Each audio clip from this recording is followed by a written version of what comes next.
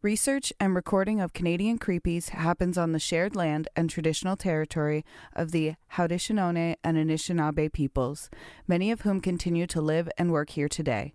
This territory is covered by the Upper Canada Treaties. A key treaty governing this territory is the Dish with One Spoon Agreement. This treaty between the Anishinaabe, Mississaugas, and Haudenosaunee people binds them to share and protect the land. Subsequent Indigenous nations and peoples, settlers, and all newcomers have been invited into this treaty in the spirit of peace, friendship, and respect. We all share the responsibility of ensuring the dish is never empty, meaning we must take care of the land and the creatures we share in it. Hey, creepy crew, and welcome back to another episode of Canadian Creepies podcast. My name is Valerie, one of your co-hosts, and I'm going to be introducing a special guest host this week. My name is Allison. That's Allison. She has a cold this week. Just kidding. It's Kyle. Hi.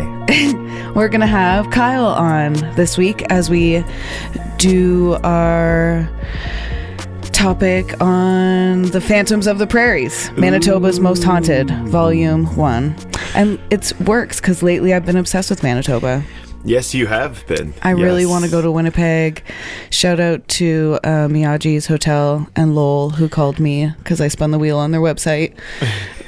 Yeah, that's a good story. Do you want to tell them that story? Yeah. So do your impression of this guy? Oh, he was cool. And I hope he hears this. And I have his number in my phone. I might text him to let him know. So I was looking at these hotels for us to stay at in Winnipeg. And I found this themed hotel. And it's different places around the world. I think it's Miyagi's. I'll put it in the show notes. Miyagi's. It's MIA GGI. S? M-I-A-G-G-I-S. M-I-A... Gigi's? Mariagi's. Mariagi's. M-A-R-I-A-G-G-I-S. Mariagi's, sorry. Shout out to Mariagi's Luxury Winnipeg. Mariagi's, yeah. Nice, okay. But they have themed rooms from all around the world. And Kyle really wants to go to Japan. And one of the themed rooms is from Japan. Yes. And they have actual... like items from Japan in there, so it's not cultural appropriating.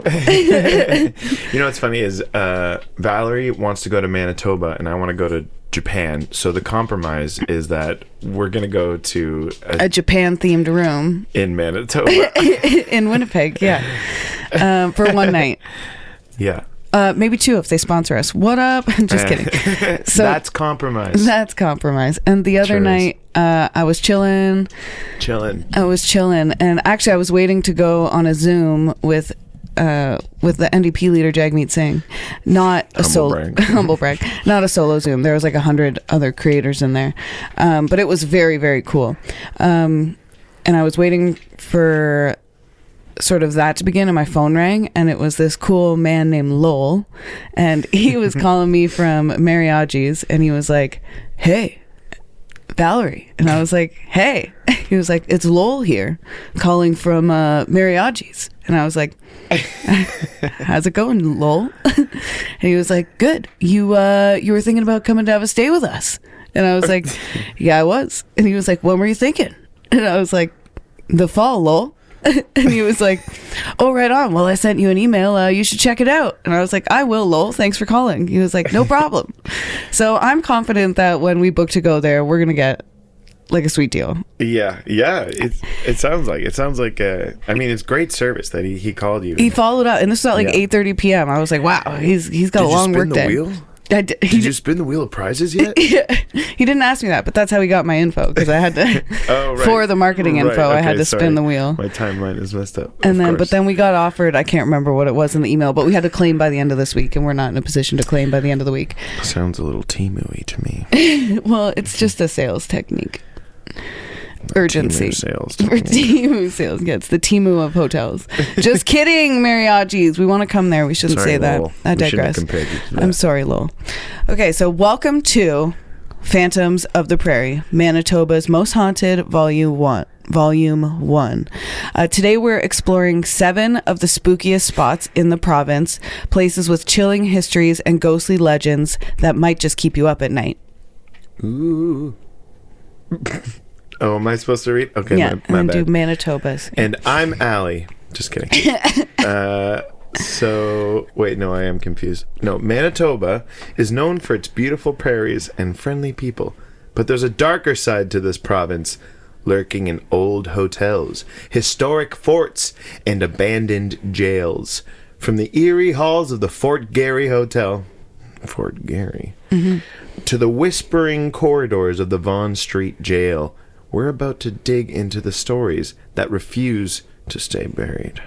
We'll be talking about strange sightings, unexplained noises, and spirits that allegedly roam these iconic locations. Whether you're a skeptic or a true believer, these tales will make you think twice about turning the lights off. So grab your flashlight, lock the doors, and let's dive into Manitoba's haunted past. Ready, Valerie? I'm ready if you are. Let's get started with our very first haunted destination. And trust me, this one sets the bar pretty high for the creep factor. Nice. Yeah, we're starting with the Fort Garry Hotel. That was good. How did I do? That was good. Yeah? And full transparency, everyone, I do like to script some of it so we have some structure. I just like it. It's a good lead-in. You guys like it. I've noticed... I haven't heard from you, but I've noticed in the listener counts, you guys have liked this. You guys have liked the improvements I've been making. You're saying listener count is up. Listener count is up because of these improvements I've been making. So okay, I'm assuming when it comes to listeners, no news is good news. that's what I'm assuming. No news, but also more listeners. Yeah, and that's how it's been working out with the structure. So, it just adds a little flow to the conversation. No, it's nice. Yeah, a little structure. That's cool. A little structure. So the Fort Garry Hotel, and actually when I was researching places for us to stay, this is one of the places that came up, and I was like, dare we do a night there too? So like a night in Japan, a night at the Fort Garry Hotel. Okay, really get the full Manitoba experience. Full Winnipeg experience. I keep saying that. Yeah, it's Manitoba's the province, Winnipeg's the capital of the province. I'm thinking broad. You are. So Winnipeg, the Fort Garry Hotel in Winnipeg is one of the city's most famous historic landmarks, and it also happens to be one of the most famously haunted places in Canada. It was built in 1913 by the Grand Trunk Pacific Railway. I'm assuming you've heard of that. Yes. You don't have to know what it means. It's just like I think we've learned it somewhere. It's in like the back of the brain from public school. Yeah. Or Catholic school, whatever you went. No, primary school. I went to public school. You went not you. I meant listeners. Oh, I'm sorry. The royal you. I forgot this. This is being broadcast. Are we on the radio? We're not on the radio. Okay. It's not live. Okay, no problem. It was built in 1913 by the Grand Trunk Pacific Railway. It's a classic example of the Grand Railway hotels of the early 20th century. Yes. While it's renowned for its elegant architecture and luxurious accommodations, many visitors and staff have reported experiences that are anything but ordinary. Spooky experiences. Very spooky experiences. And it is interesting. Okay, so it said it was a Grand Railway Hotel. So I assume what that means is, and this is good for context, what that means is it's a hotel that was built specifically for like the travelers on the railway. That's along the route. That's what it sounds like to me. I don't have any more information on this subject, but that's what it sounds like. Yes. A series of hotels built along the railway. Yes. Like roadhouses. Exactly. Like that kind Great of thing. film. Thank you. Were you in it? I watched it with you. We did? Yeah. What, with Patrick Swayze or the new one? Something tells me we would have gone Swayze. Oh, I don't recall. I think we both fell asleep on our we'll watch couch it again. bed. We'll watch it again. Okay, so the first thing at the Fort Garry Hotel is room 202. Okay. And it is the epicenter of activity. Spook room. The spook room. Yep. The legend is that room 202 is widely considered the most haunted room in the hotel. Wow. Okay, so what's the history with this room? The most common story is that a woman grieving the loss of her husband took her own life in this room decades ago. Yeah. When they use the term decades, it's like that could only be like 2 decades ago. Yeah. Like that could just be 20 years ago. That could be 2000. That could be 2000. Oh my God. Some versions of the legend suggest that she was a bride who discovered her husband's infidelity. Others say she received news that her husband had died in a car crash. In any case, the tragic backstory has become a cornerstone of the hotel's haunted lore. Yes. So some of the reported experiences are phantom bloodstains. So gross. Yeah, very gross. So, like, you mean like they're seeing him with a black light on, or they're seeing? No, it's not Gordon Ramsay's. What's that? Hotel Hell. Hotel Hell. Yeah. He brings every guest of the hotel in. Come and see the sheets that you've been sleeping on. Look at and they're like, oh my God.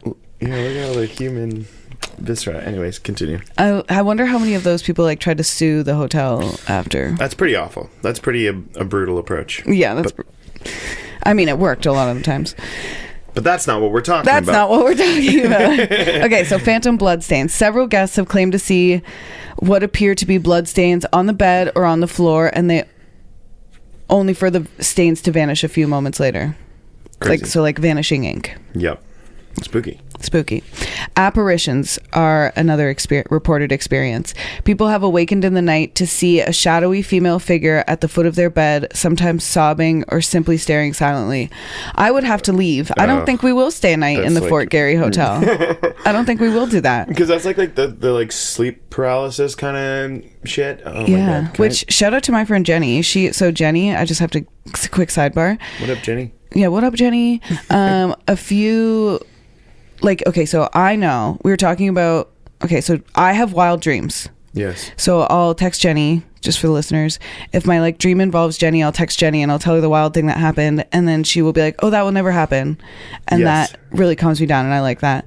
Yes. So I was doing that the other day with her. And then I remembered and brought up to her how when she was a kid, she used to love napping. Not just a kid, like a teenager. She absolutely loved to nap. You could not get her up.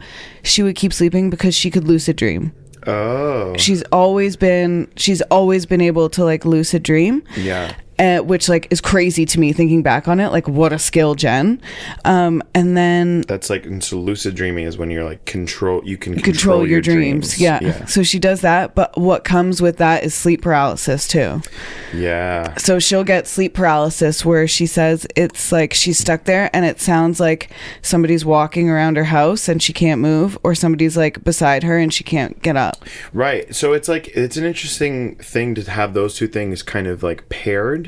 With lucid dreaming comes sleep paralysis, because I remember hearing that sleep paralysis is because there's something, that thing that shuts off your body when you're going to sleep is kind of isn't happening. Right. And so you're kind of no, it's the reverse of that. So your body is kind of shut up, but your brain is sort of in a wake. So it's an interesting thing that it's also tied with lucid dreaming, which is where you have so much control. And you're wandering around. Yeah. It's bizarre. It makes sense. It's it's evening itself out almost. Yeah. Weird. Another reported experience are strange sensations. Some guests describe a sudden, overwhelming feeling of sadness or dread in the room, often accompanied by cold spots or inexplicable temperature drops. Yep. Ooh. Typical ghost stuff, yeah. Yeah. It's cold. It is cold. Remember The Sixth Sense he had anyway?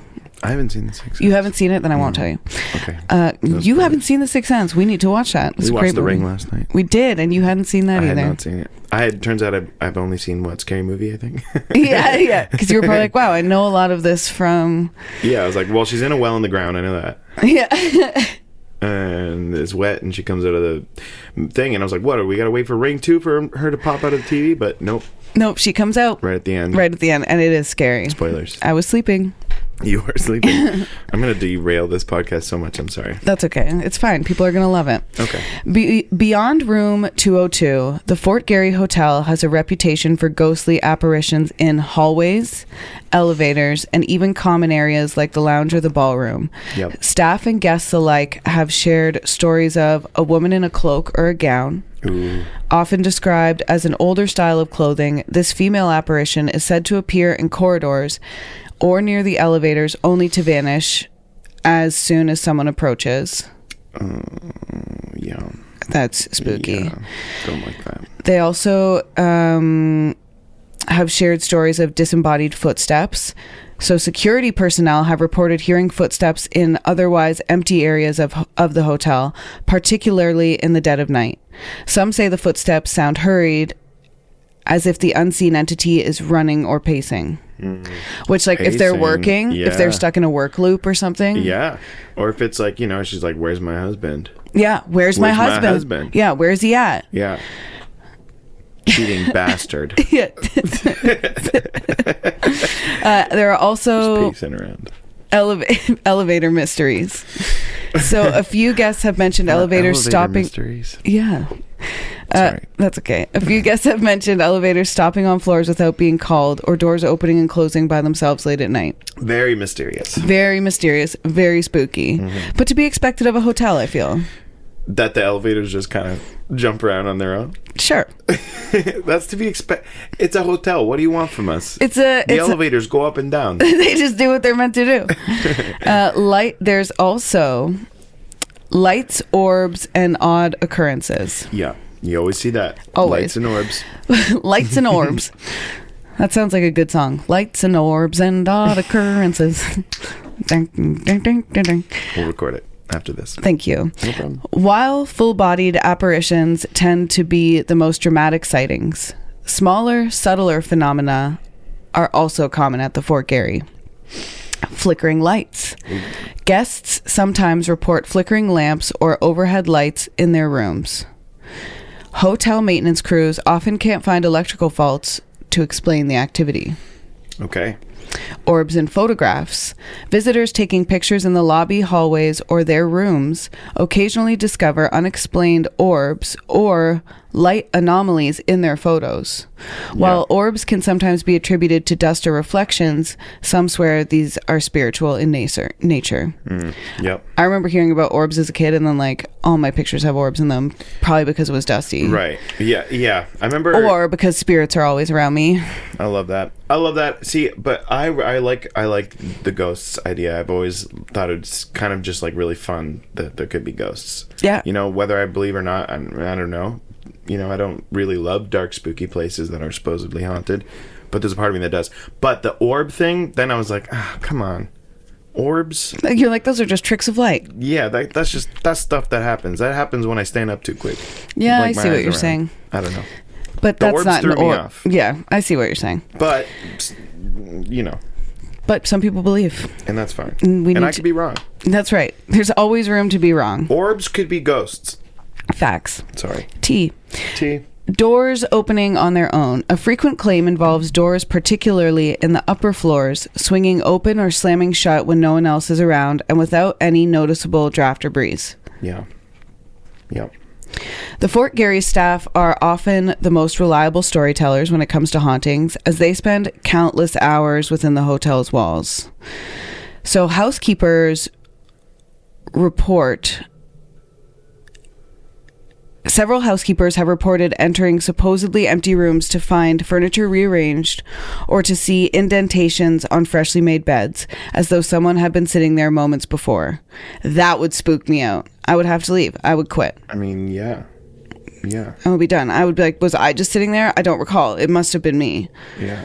You mean like there's always like in these ghost situations, there's always like so many people being like, yeah, I saw all this kind of like weird shit. And it's like, are they making it up?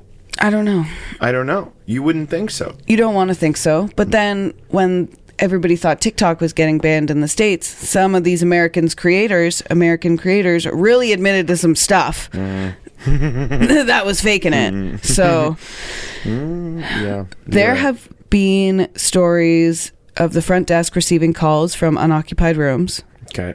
That would be spooky. That's a bad time. Only to hear static or faint voices on the other end. Oh, I just got a shiver. The faint voices. I don't like that. I don't like that. You're going to die in 7 days. Stop. Sorry. When staff go to check, the room is locked and empty. Yeah. Some longtime employees and local historians mention that various suicides and even a few violent incidents may have occurred at the hotel over the past century, lending credibility or at least background to these ghost stories. Okay.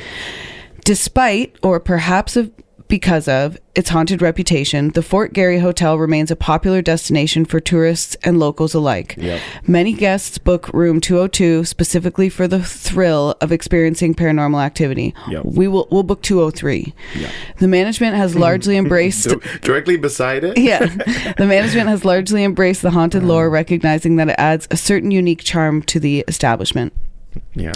The combination of the early 20th century elegance and ghostly legends gives the Fort Garry a romantic old world feel, perfect for those seeking both luxury and a little spine-tingling excitement.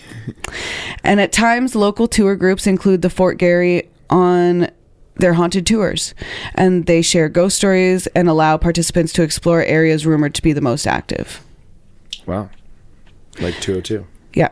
Cool. As with most haunted locations, opinions vary widely. Yes. Believers argue that the consistent reports of apparitions, unexplained sounds, and eerie experiences over decades suggest that something truly supernatural is at play. Yes. Skeptics okay. point to the hotel's age, creaking floors, old plumbing, etc., possible overactive imaginations, and the psychological power of suggestion, especially in a place known for its ghostly tales. Yes. Yes. Common. Right? Common stuff. Whether you're a hardcore ghost hunter or simply a curious traveler, the Fort Garry Hotel offers an intriguing blend of history, luxury, and paranormal intrigue. From the tragic tale of the woman in 202 to the countless anecdotes of mysterious apparitions, it's easy to see why this grand hotel has become a cornerstone of Manitoba's haunted folklore. So if you ever find yourself in Winnipeg and feeling brave, consider booking a night at the Fort Garry Hotel. Just be prepared.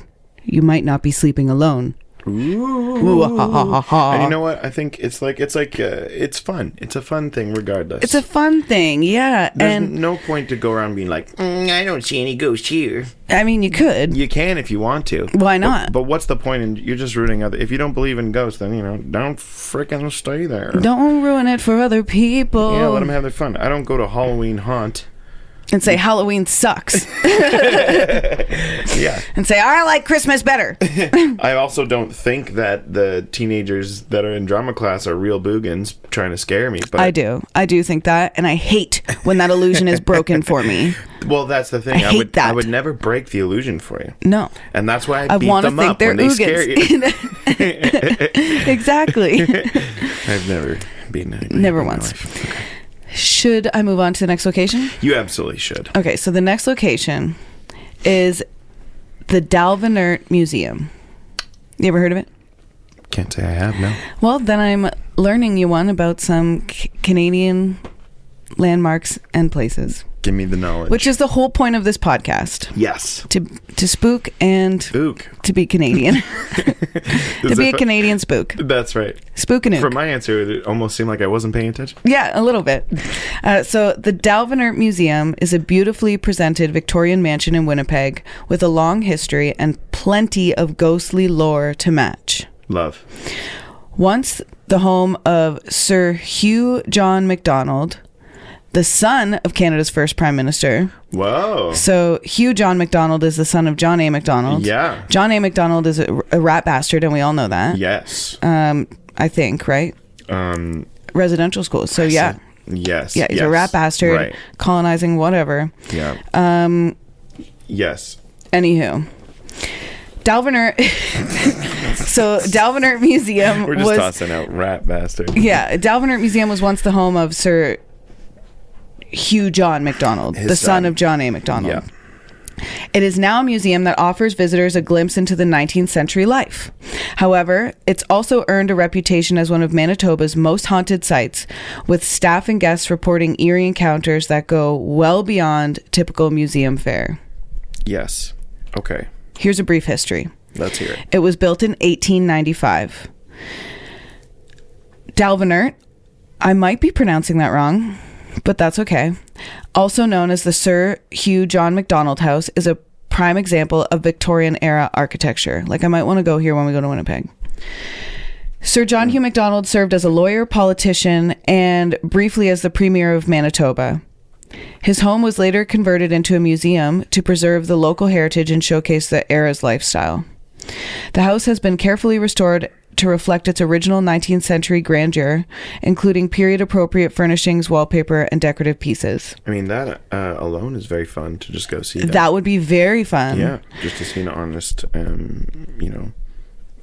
frozen in time a recreation of a house of, right? Of those times. Right? Yeah, I love that. Slice of life. A slice of life. A slice of history. Slice of history. Because the museum strives to maintain historical accuracy, many of the original fixtures and architecture elements remain, possibly contributing to the lingering presence of its former inhabitants. Mm-hmm. Yeah. So the Victorian atmosphere in there is a perfect setting for ghosts. Think about it. Of course. It's got dark wood and antique furnishings. Whenever you see a ghost, what kind of clothes is it wearing? Old clothes. Old Victorian clothes. That's right. Every time. Every time. Dalvenert's interior boasts rich wood paneling, ornate staircases, and antique furniture, creating a naturally atmospheric backdrop. If you were a ghost, you'd be like, this place is naturally spooky for me. I'm moving in. As with many older homes, the floors and stairs can creak unexpectedly, and older electrical systems sometimes cause lights to flicker, adding to the spooky vibe. Yeah.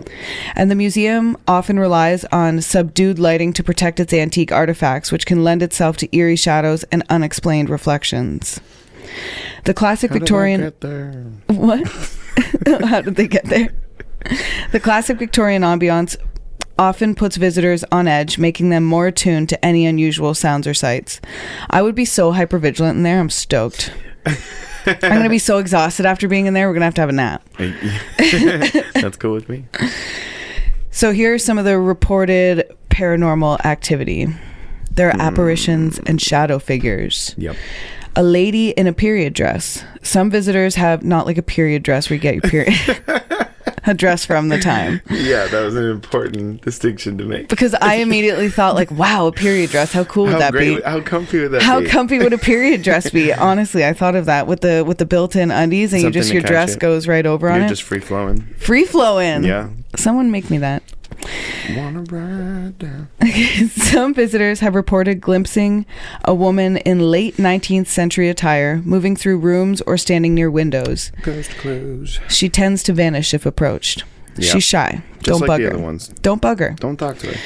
And there are also childlike shadows. Staff have occasionally mentioned seeing small, quick-moving shadows out of the corner of their eye, suggesting the presence of a child or children's spirits. Yeah. Unexplained sounds. Footsteps on the stairs. Multiple people claim to hear soft footsteps going up or down the main staircase, even when the museum is closed or quiet. Mm-hmm. Phantom music. Ooh. In some rare accounts, faint piano or music box tunes have been heard in empty rooms, stopping abruptly when investigated. Carlos. Stop it. Disembodied voices. Volunteers and staff have recounted hearing muffled conversations or whispers in hallways, only to find no one there. And one of our listeners, Autumn, shout out Autumn if you're listening. What's up? Had mentioned something, the idea that... Okay, so we had talked about the one episode, the idea of like mimic spirits. Oh, like our friend Autumn. Our friend Autumn. Yeah, okay. But Autumn had mentioned, and I did just want to bring this up because it's relevant. Autumn had mentioned that in the Bible, they say all spirits are mimics. All spirits are mimics. Yeah. Mimics of... Like your loved ones. Oh. It's like so no actual energies left here on Earth. It's just not, like, it's all evil spirits. Oh, that's interesting. But I didn't know that. Yeah. That's just what the Bible says. But the idea of mimics, like, is pretty standard through the idea of ghosts. Do you know what I mean? Yes, right. There's a long history of that sort of. Yeah, of like the disembodied voices thing. Yeah. And that's where they come from, I think. That's those mimics. What is also, that's like that's a folklore kind of thing. I'm trying to remember where, because I just read it on Instagram. But it's kind of like, you know how there's like the home show where the crazy creatures outside mimic your loved ones and stuff at night, and they like knock on the doors. Oh, yes, yeah. Like, let me inside. That like comes from an actual folklore. But I can't remember the region, so it's useless information. But just to add to your point, yes, it's a long long history of mimics and that. Yeah. There are also localized cold spots in the Dalvernart Museum. Some visitors feel a sudden chill in certain areas, especially near windows or doorways. Well, these cold pockets can persist even when the rest of the house outside. Yeah, when the rest of the house is comfortably heated. They've also experienced. That just sounds like bad. Yeah, I think we got ghosts here too, babe. Yeah, at the front window. A few stories. So there's also been experiences of icy touch. So a few stories describe a sensation like a cold hand briefly touching a visitor's shoulder or arm, leading them to spin around only to find no one behind them. Okay. That's spooky, Yuki. Awful. That's spookier than the localized cold spots. That just sounds like a draft's getting in the house. Especially at the Dalvernart Museum when it's like old and they're trying to keep it historically accurate. Yep. Here are some staff and volunteer experiences. Okay. There has been some strange movement on cameras. Security personnel doing after-hours rounds or monitoring cameras have claimed to see flickers of movement or unexplained shapes on camera feeds. Yep. And on occasion, interior doors that were previously locked or secure have been discovered wide open with no sign of forced entry. Also, there have been experiences on guided tours. So visitors have reported encounters. Okay. Tour guides frequently receive feedback from guests who swear they saw or heard something unexplainable during the walkthrough. Yeah. And items have also been moved overnight. Oh, dear. So... like items that are things on the tour, like they see on the tour? Yeah. Okay. So docents have arrived in the morning to find decorative objects or small furniture pieces slightly out of place. Gotcha. Despite strict protocols to keep displays intact. Mm-hmm. So it's like the people are just living in the home after they leave. Yeah. And there are also some personal anecdotes. So some staff mention feeling unexpectedly emotional or uneasy in certain rooms, almost as if they're picking up on past residents' energy. Yep. And locking up can be particularly unsettling with fleeting glimpses of figures in peripheral vision. Yep. Yep. Here are some theories behind these hauntings. Let's hear them. Given the home's age, the significant events that likely occurred there, births, deaths, family gatherings, some paranormal enthusiasts believe that residual hauntings linger, replaying emotional imprints. Yeah. Which I like. Okay. Others argue the spirits here might be interactive, responding to visitors, moving objects, or manifesting apparitions. Okay. The museum's collection includes many original family belongings. Some investigators believe these personal items can hold onto a spiritual or emotional imprint of their former owners. Yeah. Okay. Nice. Yeah. Yeah. All the classic. The classic stuff. Yeah. Here are the public perception and a little bit about the ghost hunts. So occasionally, Down the Vert hosts special tours or themed events around Halloween, drawing in local ghost hunters and curious tourists. Some local legends are that the museum's reputation as a haunted hotspot has made it a staple in Winnipeg's ghost stories, often featured on paranormal tours or in local media segments. And here's our skepticism. As always, skeptics point to the home's age and the power of suggestion, arguing that creaking wood, old pipes, and flickering lights are a part of any century-old building. Yeah. Of course. Yep. If you plan to visit, knowledgeable guides offer insights to the MacDonald family history, Victorian life, and the home's many artifacts. Yeah. You should be respectful. While ghost stories are a draw, remember it's a museum preserving a significant piece of Canadian heritage. And keep an open mind, whether you're a believer in the paranormal or not. The atmosphere of Down the Vert, especially on quiet days, can be enough to send a chill down your spine. Yeah. Down the Vert Museum stands as a beautifully maintained slice of Victorian Winnipeg, an architectural gem with a storied past.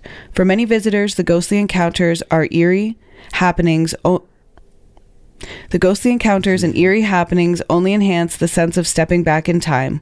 Whether you chalk it up to creaky old floors, the power of suggestion, or genuine hauntings, there's no denying that Down the Vert holds a special allure for anyone intrigued by history, mystery, and the possibility of things that go bump in the night. Ooh, bump in the night. If you're in the area, don't miss the chance to wander these halls. Just be prepared for the occasional cold spot or whisper in the dark. You never know who or what might still call Down the Vert home. Nice. Very well done. Very well done. Thank you. Absolutely. Thank you. I'm trying to make him a little spooky-ooky. Yeah. You're putting a nice little bow on it. Yeah, bring it together. Yeah, I like that. That's what a podcast is. That's what a podcast is. You digress a little bit, and you bring it back together. Bring it on back. Bring it home. Bring it home. It's nice, natural conversation in a well-crafted box. That's right. Yes, that's right. Next, we're going to talk about... Are you ready for the third one? Oh, no, this is the fourth one now. Oh, no, the third one. The third one? The third one. And there's 7? There's 7. Okay, number 3. Number 3 is the Vaughan Street Jail. You ever heard of it? You ever seen this? You ever heard about this? Have you? No. No, I didn't think so. No, it's important I did my Jay Leno there, I guess. That was good. Vaughan Street Jail is one of the city's oldest and most notorious historical buildings. Although it's no longer in regular jail use, the jail has developed a reputation for paranormal activity, drawing both history buffs and ghost hunters alike. Yeah, this one's going to be good. I bet. Here's a brief history. Built in the late 19th century, constructed around 1881, the Vaughan Street Jail was originally designed as a short-term holding facility for a wide range of inmates, from petty criminals to those awaiting trial for serious offenses. Okay. Just a straight-up holding cell. Straight up jail. Over the decades, it housed men, women, children, and even those deemed criminally insane. This mix created a harsh environment where violence, overcrowding, and neglect were not uncommon. Yeah, that sounds like an absolute hell of a time. I wouldn't want to be there in any capacity in any timeline. No, that's the worst. That's like when I think I'm pretty claustrophobic, and being like jammed in a space like that with all those people. Yeah, I don't know if I'm claustrophobic, but the idea of being too close to too many people, yes, that makes me feel claustrophobic. That's why you don't like going to No Frills. That is why I don't like going to No Frills. Yeah. That's why I like ordering my groceries. I just like my bubble. I'm very protective of my bubble. Yeah. I think and that's because of trauma. Yeah. The jail's role evolved over time, sometimes serving as a youth detention center or holding facility. It's been largely inactive for decades, though certain parts have been used intermittently for administrative or storage purposes. Okay. Like, it should have just been a storage facility the whole time. Well, it kind of was. Just a human storage. Oh, God. Owing to its age and architectural significance, the Vaughan Street Jail has been designated a heritage building, which we know all about living here in Niagara.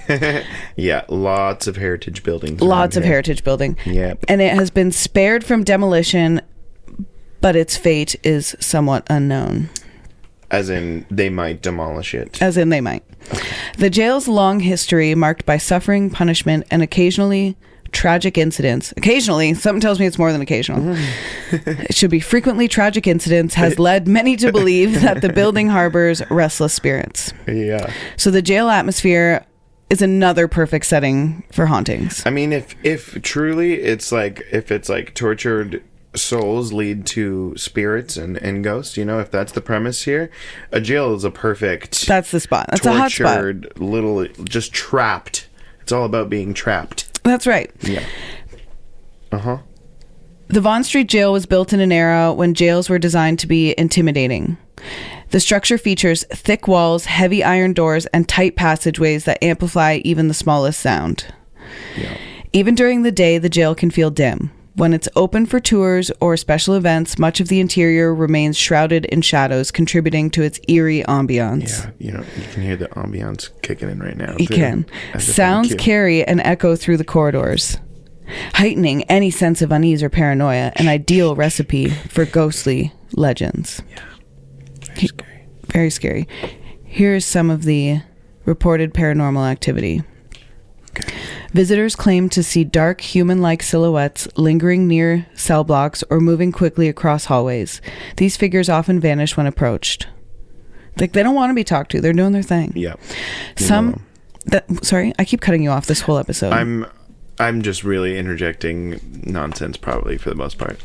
Okay. I'm just not filtering my thoughts. That's okay. Or anything. That's fine. I'm trying to be part of it. You're doing great. And this is good. Yeah, let's do a little review. How am I doing? You're doing great. 10 out of 10 so far. Thank God. Okay. I just feel bad I keep cutting you off because I'm like, I get back into it and then you'll say something and I'm like, well, No, it's probably the reverse. I'm cutting you off. You're reading from, you've got lots to say. I just have some info. Yeah. But it is a conversation. We're figuring it out. This is a back and forth. That's right. There's also a female apparition. Some have reported seeing a woman in old-fashioned clothing, possibly a former inmate or visitor. Surprise, surprise with the clothing. Right. Who appears briefly in the corridors before fading away. Yeah.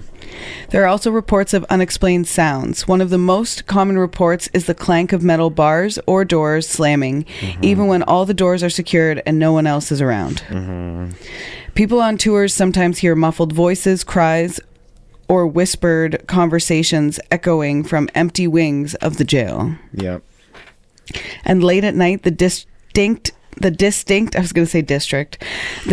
sound of heavy boots pacing up and down the corridors have been reported by security or event staff. Okay. Because they have like events there. Yeah. Okay. So we got the classic. You could do a bingo card of like, whispering voices, steps being heard. That's right. It's classic haunting stuff. It's cold near the windows.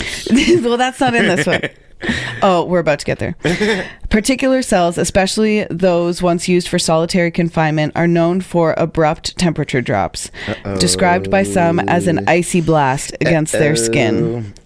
Dang, these ghosts, they got icy touch, icy blast. They do. They're the ice monsters. Yeah. Even in warmer months, certain hallways remain inexplicably cold, giving visitors the sensation of walking through a chill that moves with them. Yep. Is this underground? No. Okay. It's a jail. Okay.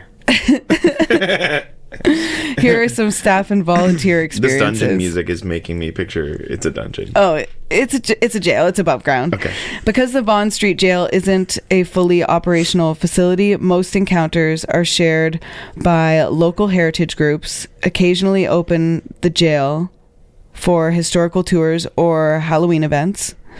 Guides have reported unsettling experiences such as feeling watched or hearing phantom footsteps when closing up for the night.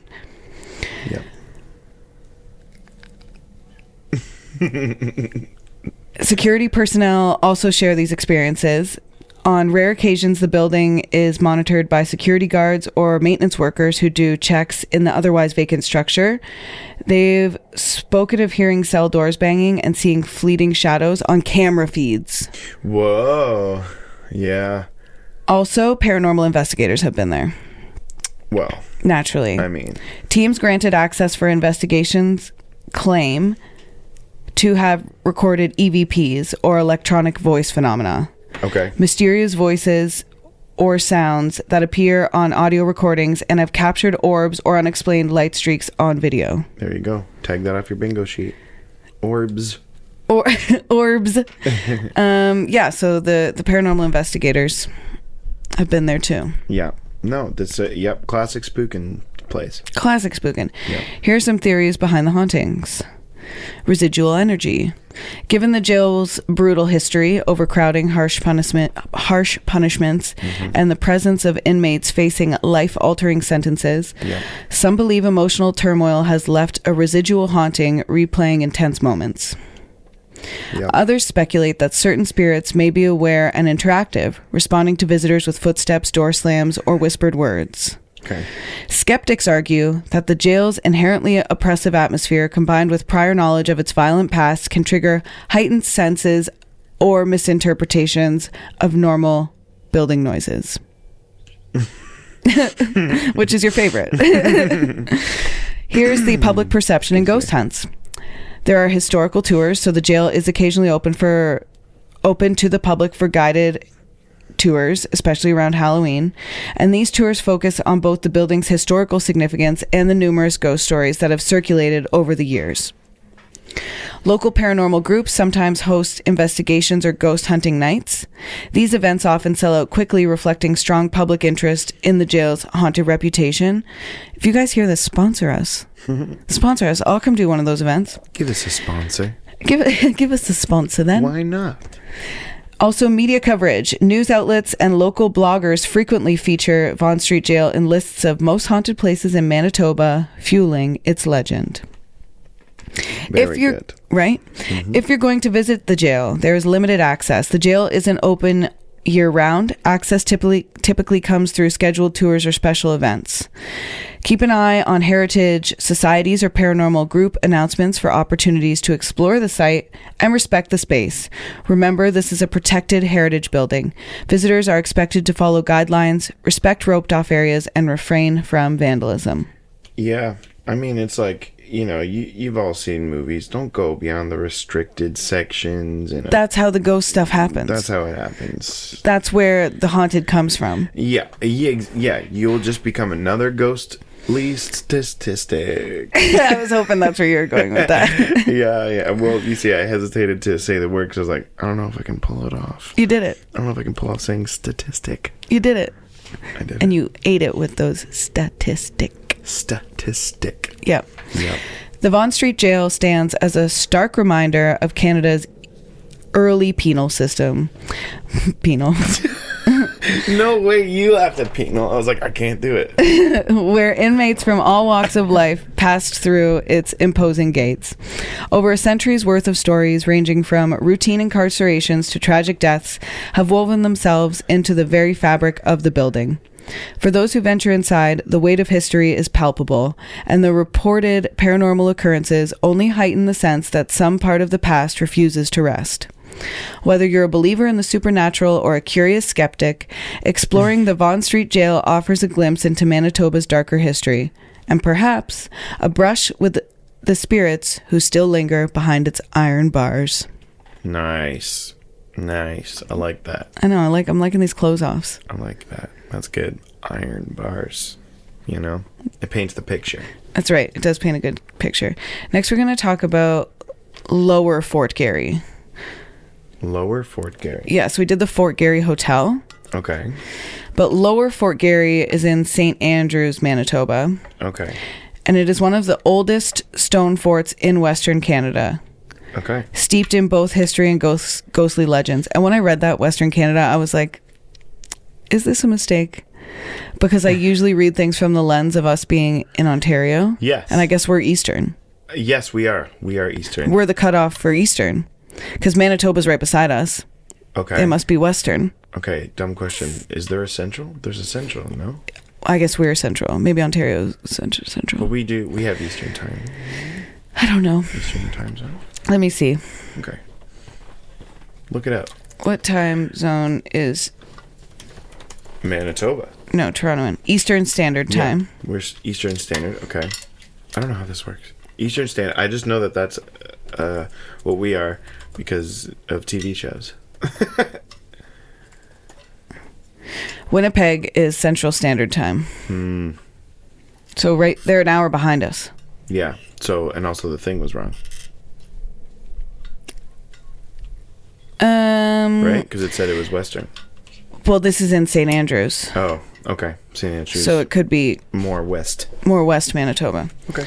So Lower Fort Garry in St. Andrews, Manitoba, I already read this. It was built by the Hudson's Bay Company in the early 19th century. Yep. Very cool.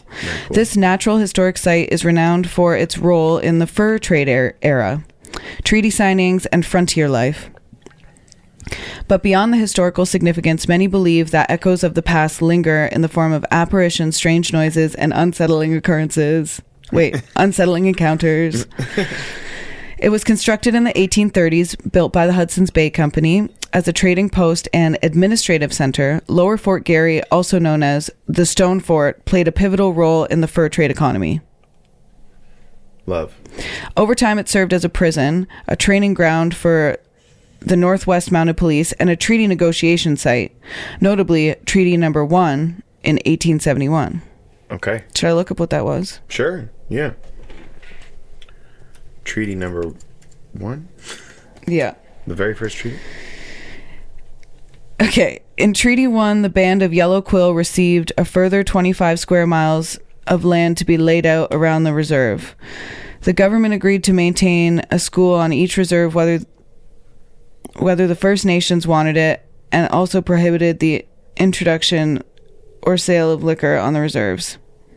That's Report Treaty 1 and Treaty 2. So basically a big colonization effort. Yeah. And that's what we need to call it. Get into this. The treaty was a colonization effort. Big time. Okay, cringe. Nice. Very cringe, very cringe. Yeah. Today, Parks Canada maintains Lower Fort Garry as a living history museum, offering reenactments, guided tours, and educational programs about early Canadian life. Which I don't think would be accurate. What they mean is early white Canadian life. Early colonizer Canadian life. Right. Classic. This deep historical tapestry has given rise to legends of spirits who, for one reason or another, remain tied to the fort's grounds. Okay. The fort's atmosphere stepping back in time. Many structures at Lower Fort Garry date back to the mid-1800s, including the iconic stone walls that enclose the site. Walking through the gates can feel like stepping into a different century. Well, yeah, because it was meant to keep everyone out. Staff dressed in period clothing demonstrate old trades and daily chores, further immersing visitors in a bygone area. This also heightens the sense that past and present might overlap. The fort's location near Red River provides picturesque scenery, but the large open scapes can also feel isolating, especially at dusk or on quiet days. It sounds beautiful, but also awful. Well, yeah. The history of what happened there is horrible. Yeah, there'd be that sort of eerie or just kind of sad sort of sadness. Yeah, I feel like a sadness talking about it. Yeah. I don't feel a sense of pride or like a sense of this is early Canadian life. Fuck yeah, Pilgrims. Like I'm like this is a really sad, unfortunate part of our history as like white people in Canada, that we did this to our, the First Nations folks who were notably here first. Yeah, just that sort of. And we've been fucking their shit up ever since, and it sucks. It hasn't. Yeah. It's a bummer to hear about. It is a bummer to hear about. So here's some reported paranormal activity. There's a woman in white. A frequently cited ghostly presence is a woman in a flowing white dress, seen wandering near the walls or appearing in upstairs windows. Some speculate she could be a former resident or settler who died tragically. She probably deserved the death. People have reported seeing faint outlines of uniformed men patrolling to the fort's perimeter, possibly echoes of the Northwest Mounted Police who trained here. That would be bizarre. I would be like, are these the reenactors or are these ghosts? I don't know. I don't know. And here we go. There are also phantom footsteps. Hey. After hours, staff and overnight security have reported hearing heavy boots walking along the stone walls or echoing through empty buildings. Yep. They've also heard soft murmurs, conversations, or even laughter can sometimes be heard in areas devoid of any visitors. Yep. Spooky. It is spooky. Thick wooden doors have been known to slam shut without any apparent cause, no wind or draft to explain the sudden movement. Yeah. Guess what? Okay, give me a second. It's either cold or orbs. Cold. Visitors sometimes experience abrupt chills in certain rooms or hallways, even on warm summer days. These cold spots can vanish just as quickly as they appear. Yeah.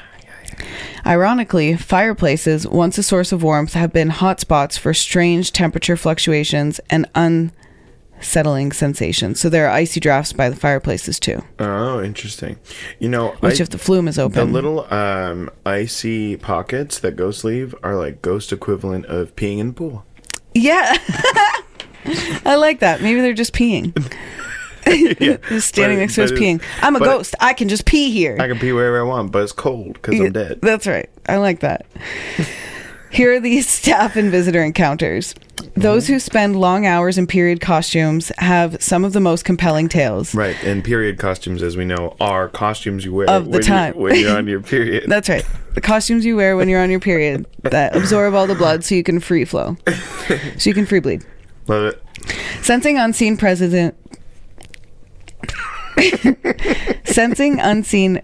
presences standing behind them, hearing whispers calling their names, or catching fleeting glimpses of figures in peripheral vision. That's what the reenactors have experienced. Okay, gotcha. Guides often mention hearing footsteps on the wooden floors when locking up for the night or finding doors open that were previously locked. Yeah. Mm-hmm. And on rare occasions, special overnight tours or paranormal investigations have captured unexplained sounds on audio devices, and participants have reported intense feelings of being watched. Yeah, no good. No good. Here are some theories behind the hauntings. Okay. Lower Fort Garry has seen it all. Military drills, trade negotiations, treaty signings, and possibly even imprisonments. Each layer of history could contribute to residual energy. Now, that's the mild of what Fort Garry has seen. It has also seen childbirth, infant death, rape, maiming, amputation. There's a lot, that's just like the light. A lot of things happened there. Yeah, okay. Some historians point out that the site was a center of colonial power. Oh! Was it that? I hadn't, from my limited knowledge of Fort Garry, I hadn't maybe put that together. Huh. Tensions between settlers, indigenous peoples, and the Hudson's Bay Company may have left strong emotional imprints, manifesting as hauntings. Y'all think? Also, because of the fur trade, don't think all those animals slaughtered for their fur didn't have energies too to be left behind, Yeah, babe, are you saying that the colonialism created tension? I am saying that. With the inhabitants of the... Yeah, with the indigenous folks. People that live I am. there. What the heck? Also, there's a theory that spirits tend to the land. So indigenous perspectives might suggest that the area's significance predates the fort, potentially linking spiritual activity to much older traditions or events. Which, yes. How stupid of us as white people. Yeah, we arrived here, we built a fort, and we're the reason for all of it. Yeah. Dumbasses. Saying that to myself, too. Yeah. I'm saying that to I have colonizer blood in me. I'm saying that to my relatives. I'm allowed to say this, and I should be saying this. And I always tell her you shouldn't. Yeah, that's right. Here's a public perception and ghostly reputation. I'll turn it from 11 to 9. Lower Fort Garry is frequently listed among Manitoba's most haunted places, appearing in ghost tours and paranormal documentaries. Yeah. Despite its spooky reputation, the site remains a popular spot for school trips and family outings. Many visitors seek out the fort's history and enjoy the possibility of a ghostly encounter as an added thrill. During Halloween or special events, the fort may offer tours highlighting its darker stories, drawing crowds of both skeptics and believers.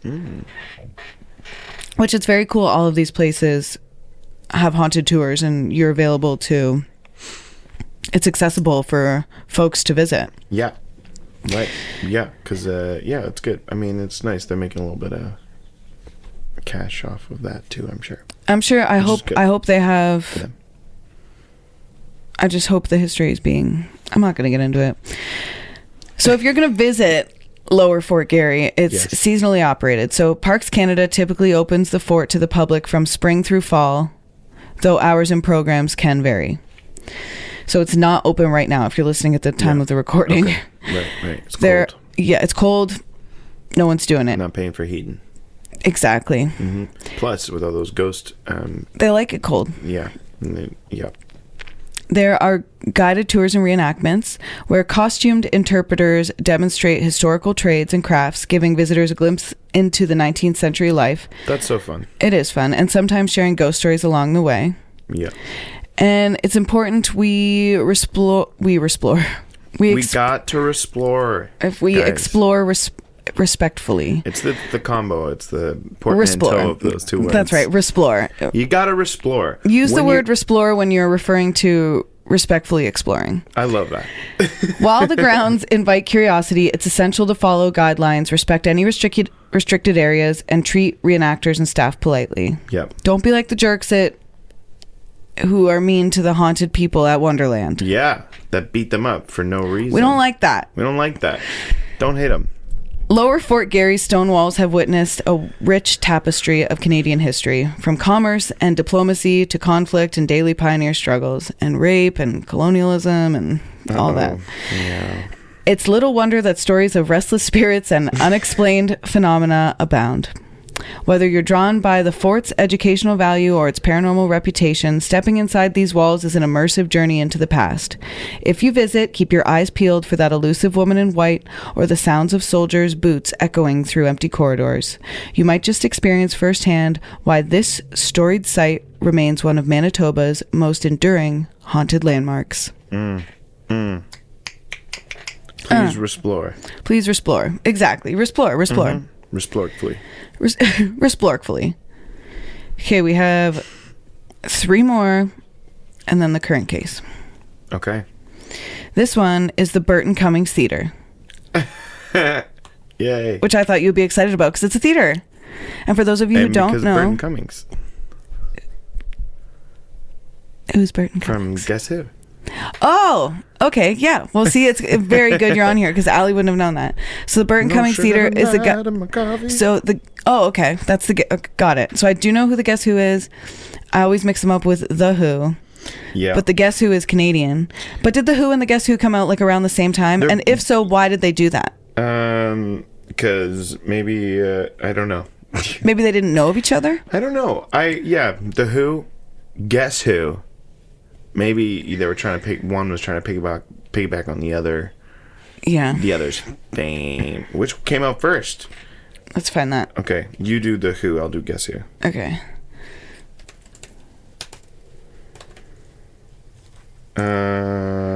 Interesting. This makes sense. Canadian rock band formed in Winnipeg, Manitoba, 1965. The Who are an English rock band formed in London in 1964.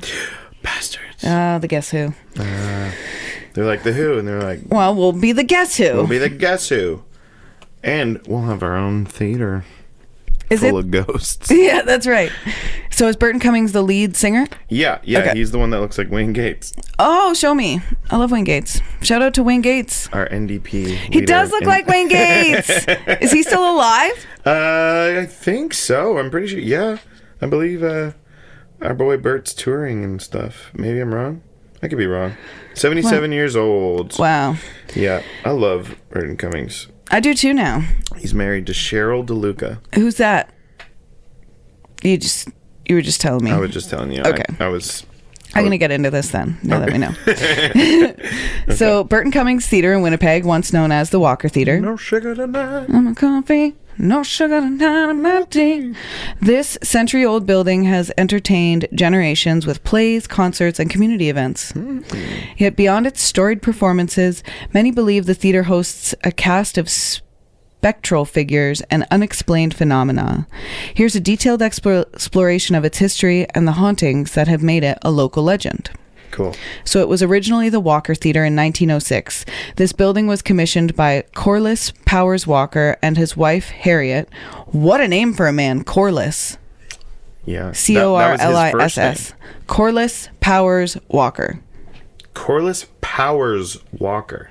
And his wife, Harriet. Cordless Power Walker. That's right. And he wanted to create I'm so clever. A premier cultural venue in Winnipeg. In its heyday, the Walker Theater showcased operas, plays, and vaudeville acts, drawing in crowds eager for top-tier entertainment. Love that. In 2002, the venue was renamed after Burton Cummings, the iconic Winnipeg-born musician, formerly of the Guess Who. The theater is recognized as a National Historic Site, praised for its ornate architecture and its role in shaping Winnipeg's cultural scene. With over a century of productions and the emotional highs and lows that come with them, many suspect some of that theatrical energy still lingers within the walls. Yep. Of course. So this theater atmosphere is a step back in time. Yeah. Perfect. Love that. We love the step backs in time, perfect for ghosts as well. Let's go back in time. It has see those period clothes. That's right. That's right. It has very ornate detailing. The interior boasts classical design elements like plaster moldings, decorative arches, and a grand proscenium arch that reflect early 20th century elegance. Love. Modern updates exist, but much of the original ambiance remains, including older seating and low-lit corridors that evoke a bygone era. And behind the scenes, narrow passageways and old dressing rooms heighten the sense of stepping into the past, perfect conditions for ghost stories. Here are some of the paranormal things, paranormal activity happening there.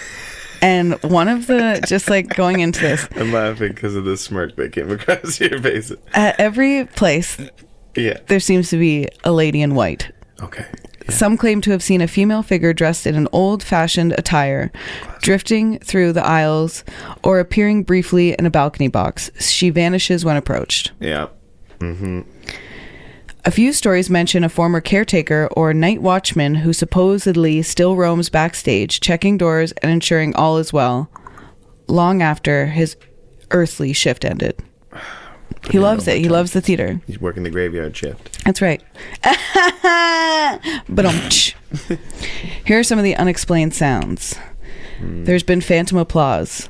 So staff have reported hearing clapping or murmurs of an audience when the theater is completely empty. Cool. That's crazy. That is crazy. That would be so crazy. Distant music. And this reminds me of the episode of Magic School Bus when they're in the hidey, hidey, hidey, hi. Hidey, hidey, hidey, hi. From the Magic School Bus. Do you remember that episode? Was that the one that I was referencing? With the sound? That travels? Yeah, but then it's Carlos or something? Yeah. Yeah, on the organ. Yeah. Yeah, that's what I was talking about earlier when I said Carlos. Oh! Wow, what a good callback. Yeah. So soft piano tunes or orchestral snippets occasionally echo through the halls even when no rehearsal or sound check is taking place. It's just Bert. Late at night, Bert's alive. Burton. He's alive. Yeah. Late at night, footsteps are said to echo on the stage or in the upper balconies. Doors sometimes open or close on their own, despite being locked or secured. Okay. Classic. Yeah. You know what else is classic? Sudden chills are often felt in certain seats or dressing rooms, persisting even when the rest of the theater is warm. Yeah. Mm-hmm. Stage lights or hallway fixtures have been known to flicker or turn on unexpectedly. Yeah. Some paranormal enthusiasts believe these anomalies might signal the presence of a spirit. Yep. I get it. Here are some staff and visitor encounters. Okay. The technicians and stagehands. Okay. Those working late hours have shared eerie experiences, such as hearing voices call their names from dark corners or spotting silhouettes on the catwalk. Actors and musicians occasionally mention feeling as though someone is watching from the wings, only to find no one there. That would be spooky. I can picture my high school theater and I'm getting spooked out thinking it. Yep. I'm picturing that Hamilton theater. The one that Northern Stars is at? Yeah. The big one? Yeah. I can't wait to get back there. So cool. Guards conducting after-hours checks have reported everything from random footsteps on empty floors to seeing ghostly shapes move across the stage. Yep, it's always that. Here's some theories behind the hauntings. Okay. Some investigators believe that the theater's long history of intense emotions, applause, heartbreak, triumph, could leave an energetic imprint replaying like a residual haunting. Yep. The caretaker ghost and the lady in white might be individuals who had deep connections to the theater in life and simply never left as well. Okay. And the power of imagination. Skeptics argue that dim lighting, creaking floors, and a grand old building can easily inspire overactive imaginations, especially in a place meant to transport audiences to other worlds. Sure, yeah. It's a magical place. It is. It's a theater. Yeah. Here's the public perception and paranormal interest. The local legend. Burton Cummings Theater frequently appears on lists of Winnipeg's most haunted sites, attracting curiosity from both believers and skeptics. While not always a regular features, occasional tours or paranormal-themed events have been organized, giving the public a chance to explore the building's spookier corners. And despite its ghostly reputation, the theater remains an active venue for concerts, comedy shows, and other live events, adding modern-day memories to its storied past. There you go. And we should, when we go to Winnipeg, we should book. Absolutely. What are we going to do? No, we got to go to Burton. We're going to be going for like Theater. a week. I guess so. I guess so. So when you're going to visit the Burton Cummings Theater, you should check the schedule. The theater hosts a variety of performances throughout the year. Attending a show is the best way to experience its grandeur and possibly sense something otherworldly. Behind the scenes tours. Keep an eye out for special events or tours, particularly around Halloween, when paranormal discussions often come to the forefront. And as usual, respect the space. As a functioning performance venue, areas may be off limits to the public outside of official events, and always follow staff guidelines. With over a century of drama both on and off the stage, the Burton Cummings Theatre stands as a cornerstone of Winnipeg's cultural history, and, if the stories are to be believed, a home to a few lingering spirits. Whether you visit for the architecture, the performances, or the chance to encounter something unexplained, the theatre's atmospheric charm remains undeniable. In the hush between acts, you might hear the faint echo of applause from an audience long since gone, or catch a glimpse of a caretaker still making his rounds. If you do venture inside, keep your senses sharp. You never know who or what may be watching from the shadows. Only feeling deep inside, so in darkness. David Cross is going to be there March 19th. That's great. At the Burton Cummings Theatre. You hear that, listeners? Those in Winnipeg, check out David Cross at the Burton Cummings Theatre. We're going to move on to our next haunted place. Okay. It is the St. Norbert Monastery. Okay. In Winnipeg. Okay. It is often referred to as the Trappist Monastery Ruins. The what monastery ruins? Trappist. Okay. What does that mean? We're going to find out, I think. Okay, I'm sorry. That's okay. It is a site steeped in religious history and local lore. Okay. Once a tranquil haven for monks, these historic ruins now stand as a popular destination for visitors intrigued by both the architectural remains and the many ghostly tales that surround them. Really weird we had a monastery in Winnipeg. Yeah. Why? Why is it weird? Well, colonialism. Catholicism. Yeah. Monks are Catholicism. Yeah. So it's just like, I don't know. Wouldn't it just kind of just makes sense, I feel like. They brought Catholicism over. I get what you're saying. I'm saying it just shouldn't have been brought over. Oh, I see what you're saying. Yeah. Okay. Like, I think it's pretty extreme. Like, they were like, okay, let's bring Catholicism over to the extent that we also brought monks over. That's extreme. Right, yeah. You know, the only time I've ever seen monasteries was when I was in England as a child. Fair enough. You know, in like Europe. Yeah. It's in retrospect looking at it, it's weird. But then given their culture and what they were doing, it's like that they're like, oh, we gotta bring the monks. Yeah, they're like, wow, if we're gonna make this place a Puritan place. Mm-hmm. Okay, so here's a brief history of St. Norbert Monastery. Norbs. It was established in the late 19th century. The monastery was originally inhabited by Trappist monks, which is a branch of the Cistercian order. Cool. Known for their vows of silence and self-sufficient lifestyle. Over time, the monastery expanded with additional buildings, gardens, and farmland, becoming an important spiritual and agricultural center in the St. Norbert area. By the mid-20th century, the number of monks had dwindled, I imagine. Mm-hmm. A significant fire in the 1980s damaged large portions of the structure, and the site was eventually abandoned as a functioning monastery. The remaining stone walls and foundations have been preserved as a historical landmark, now managed in conjunction with local heritage and arts organizations. The combination of a once sacred space, subsequent decay, and a dramatic fire has contributed to an air of mystery around the ruins. The monastic atmosphere. Peace meets eeriness. Much of what remains are the stone walls, arches, and partial structures that hint at the monastery's former grandeur. Walking among them can feel simultaneously serene and unsettling. Yep. The site is nestled near the La Salle River, with lush greenery that can feel calm by day and hauntingly quiet by night. Yeah. And the open-air ruins often carry sound in unusual ways. Footsteps can echo, and even distant voices can seem close, fueling reports of ghostly whispers. Yeah, of course. We're going to get into the apparitions and shadowy figures. I always like churches and things like that. Like, My family, we weren't religious. Colonizer much? Sorry. We weren't. We were not religious growing up or anything like that. Like, we didn't go to church. We didn't do any. Oh, so you find them like fascinating? So I found them fascinating. That's fair. And very interesting because they're like, like whenever I would go every once in a while with like a friend or something, just because like you stayed over at their house and they're all going to church in the morning. So like, oh, okay, here I go. And then, but it's just like, they're just like, there is something always so eerie about it.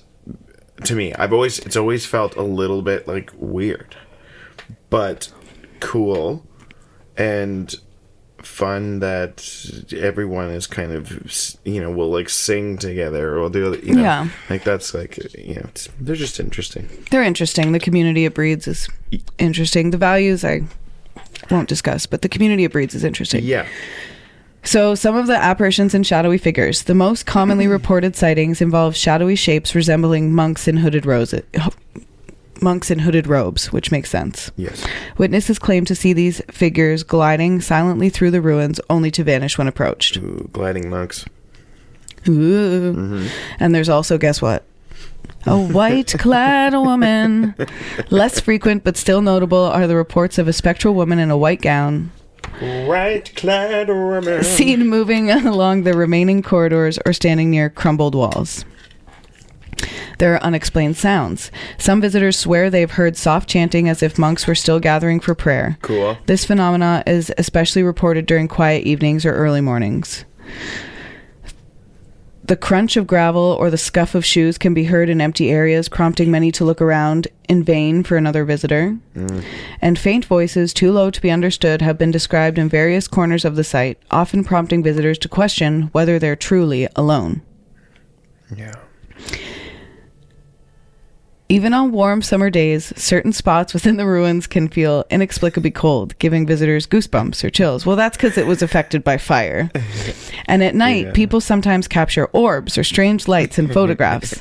Skeptics attribute these to dust or camera anomalies, while believers see them as signs of spiritual presence. Yeah, them's ghosts, all right. Here are the staff, volunteer, and visitor encounters. Okay. The nearby St. Norbert's Arts Center occasionally organizes events and may handle site maintenance. Staff have reported odd noises after hours as well as feelings of being watched when locking up.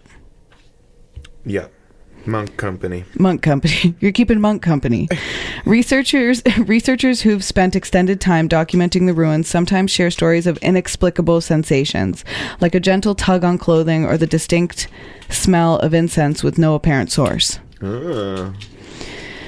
Groups conducting ghost hunts at the monastery have recorded possible EVPs, electronic voice phenomena, featuring faint chant or single word responses that seem to address questions. I guess that doesn't address a question. No, that would not.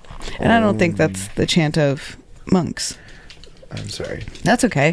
Here are some theories behind the hauntings. Many believe that the monastery's peaceful yet intense spiritual history could have left an emotional imprint, residual energy replaying the routines of monks in prayer or in silent reflection. Others argue that some monks, deeply attached to their sacred space, may linger even after death, appearing in the forms of hooded figures or ghostly apparitions. Yep. The destructive fire and the site's subsequent abandonment could have contributed to restless energies, especially if the blaze was sudden or caused distress among the remaining inhabitants. Right. Yeah. If, the monks were doing monk things and they were suddenly caught up in fire and... That would be a traumatic event. Unfinished business. That's right. Yeah. As Casper the Ghost. Right. Is that what happened to Casper? It was all about unfinished business, yep. How did Casper die? Pneumonia. Hypothermia? That's sad. Because he was outside playing with his sled all day. Oh, no. That his dad bought him for Christmas. Where were his parents? Well, they kept trying to get him to come in, and then all of a sudden he was too cold. Oh, my God. Yeah. I mean, they should have just gone out and got him. They should.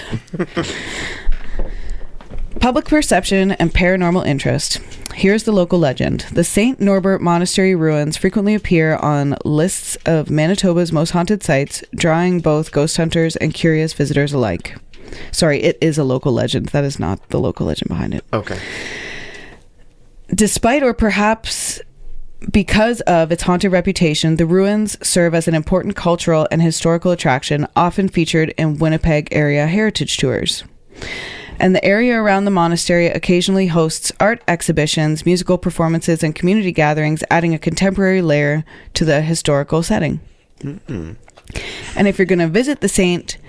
Norbert Monastery ruins, remember it's open air access. The site is outdoors, and while parts may be fenced off for safety, visitors can usually walk around the main ruins.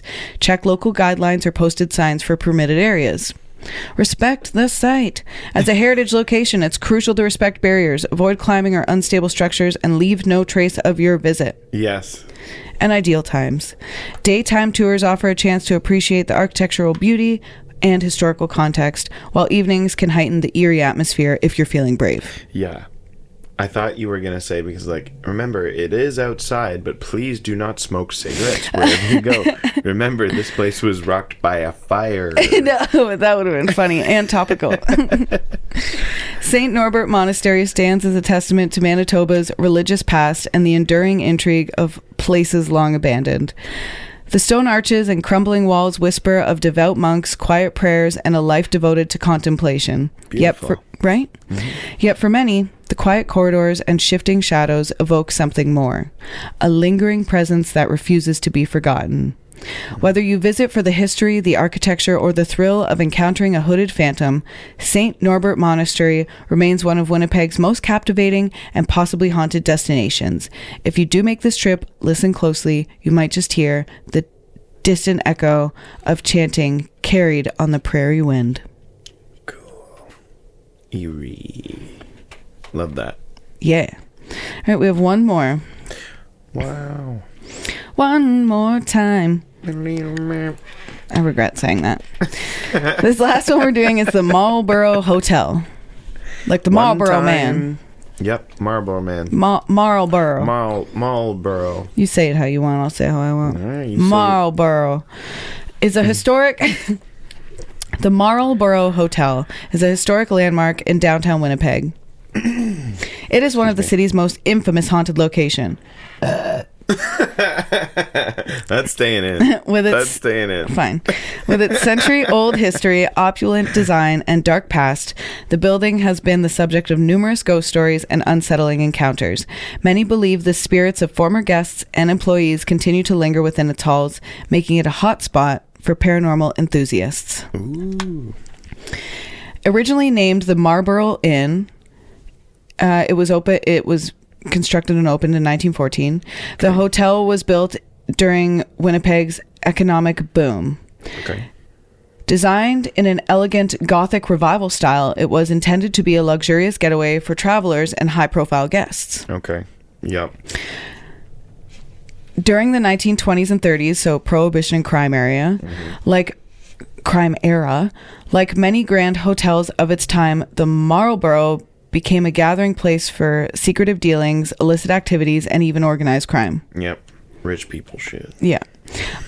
Billionaire shit. Over the decades, the hotel expanded, adding more floors and ballrooms. Despite its grandeur, it developed a reputation for strange occurrences and chilling ghost stories. Many believe the building's long history and the tragic events that have taken place inside have led to lingering spiritual activity. So let's hear about him. The most famous ghost story associated with the Marlborough Hotel stems from a brutal crime that occurred in the 1940s or 50s. The exact records remain elusive, and it's the tragic murder of a young woman in room 503. The story goes as follows. A young woman, possibly a sex worker or guest, was lured into room 503 by a man she had met. What began as a routine encounter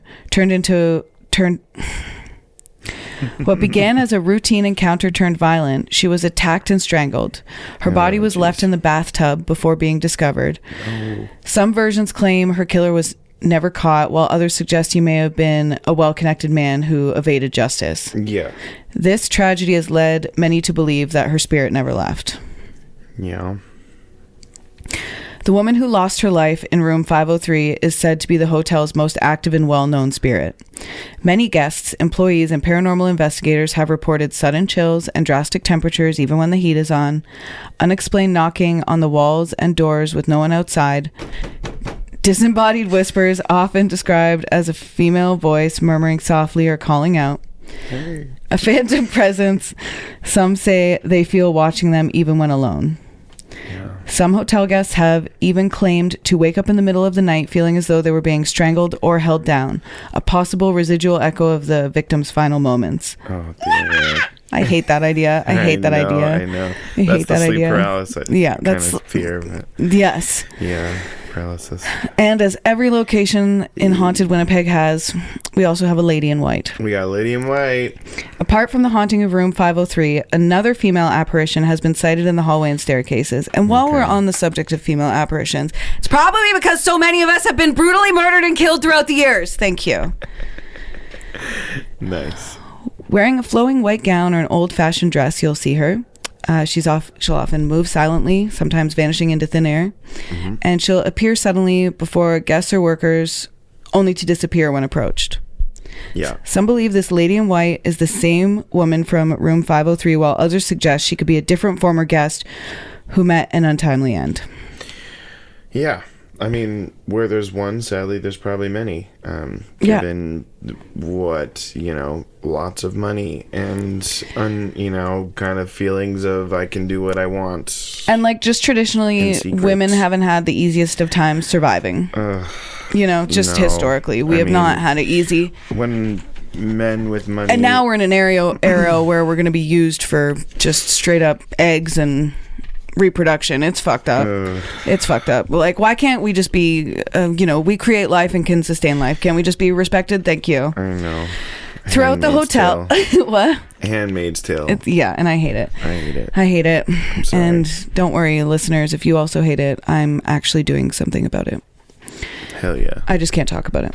Hell yeah, she is. I can't talk about it, but in my everyday life, I do things. Valorie's a badass. To combat this. Thank you. It's true. Throughout the hotel, guests and staff have reported footsteps in empty hallways. Often, that ambient music kicked in perfectly. Often heavy, deliberate steps as if someone is pacing.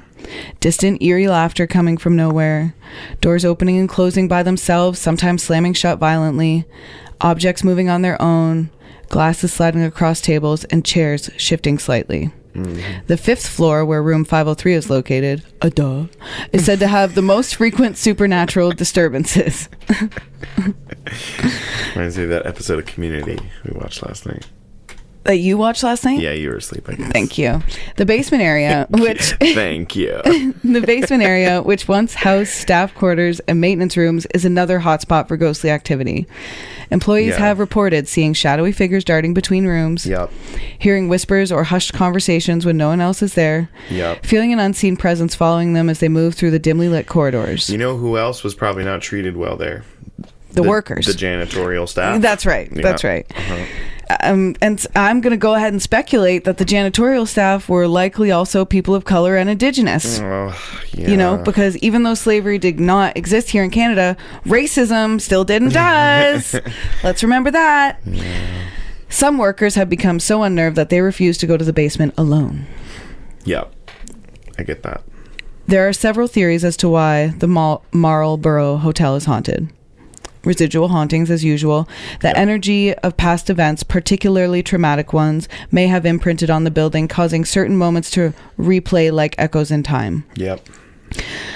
Some believe the ghost of the woman in room 503 is still seeking justice or recognition for her tragic fate. Which, girl, if that's the case, I got you. You did not deserve that. No. Paranormal. Especially if you were a sex worker, you did not deserve that. I say this on every episode about sex workers. They are doing you a favor. They are offering you their body. Be kind. Be nice. Be nice. No reason to hurt them. They are not less of a person. They're just offering a fucking service. God damn it. Yeah. It's I don't understand why people view it as you're less in some way, or it doesn't make you a worse person. It doesn't at all. No. And you're satisfying an unmet need in someone in a safe way.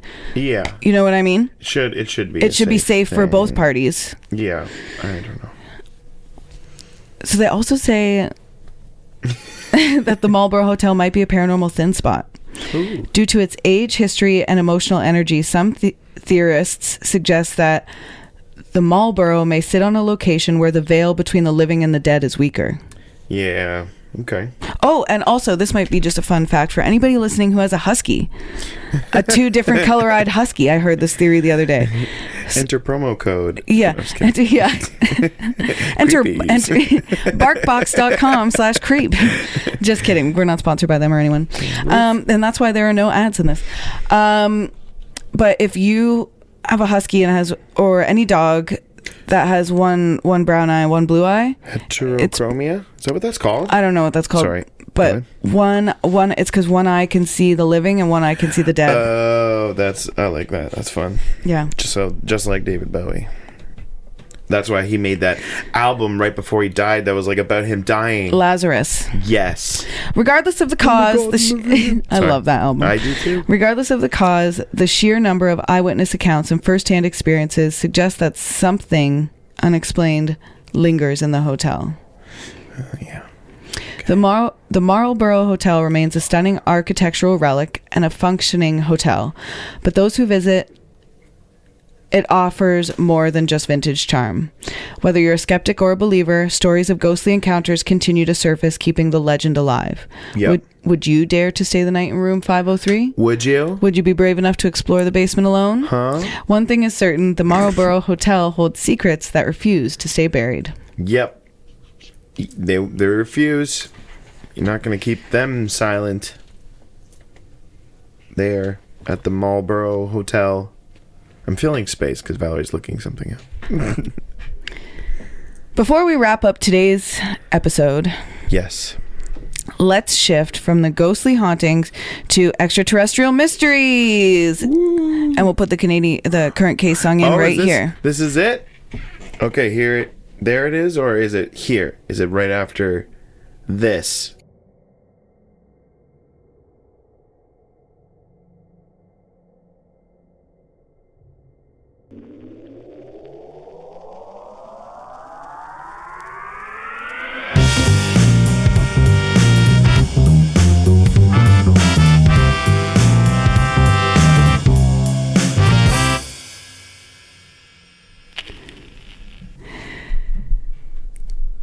We're going to take a look at one of Manitoba's most famous paranormal cases. Woo! Which is the Falcon Lake UFO Incident. Classic. Now, it's not really like current, but it is kind of current. Okay. Though it happened back in 1967, this case still makes headlines today and was even recently commemorated in Manitoba. Oh. For those unfamiliar, the story follows Stephen Michaluk, an amateur geologist who encountered a pair of UFOs while prospecting near Falcon Lake. One of the metallic crafts landed close to him as he approached.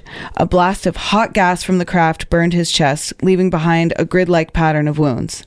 Whoa. This incident was investigated by the RCMP, the RCAF, and even Project Blue Book, but to this day, no official explanation has been found. What is the RCAF? I don't know. Royal Canadian Air Force? Yeah, Royal Canadian Air Force. So they investigated it, and so did... I want to see what Project Blue Book is. Hold on. Project BB? Project Blue Book was a U.S. Air Force program that investigated UFOs from 1952 to 1969. Okay. Cool. So we even called the U.S. in. We were like, we need your help. We need you. But to this day, as I said, no official explanation has been found. So why are we talking about this now? Well, in May of 2023, Manitobans were invited to visit the original encounter site to mark the anniversary of the event. The case has also been recognized in Canadian history back in 2018. The Canadian Royal Mint even released a $20 silver coin featuring the infamous sighting. Isn't that cool? Yeah, okay. And with all the hauntings we've covered today, it makes you wonder, are ghosts the only unexplained phenomena lurking in Manitoba? Are ghosts the only unexplained phenomena lurking in Manitoba? Or could something else be out there? Was Michaluk telling the truth, or was it all just an elaborate hoax?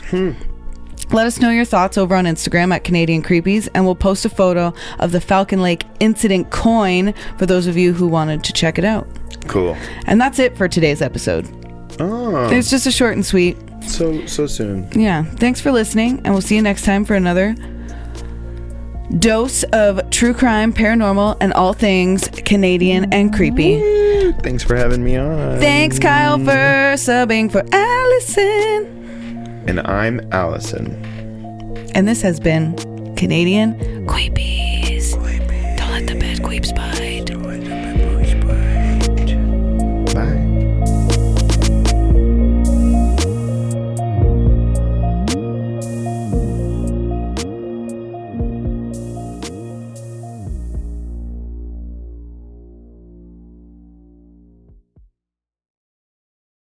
Thank you to Kyle McDonald for editing and composing our theme song.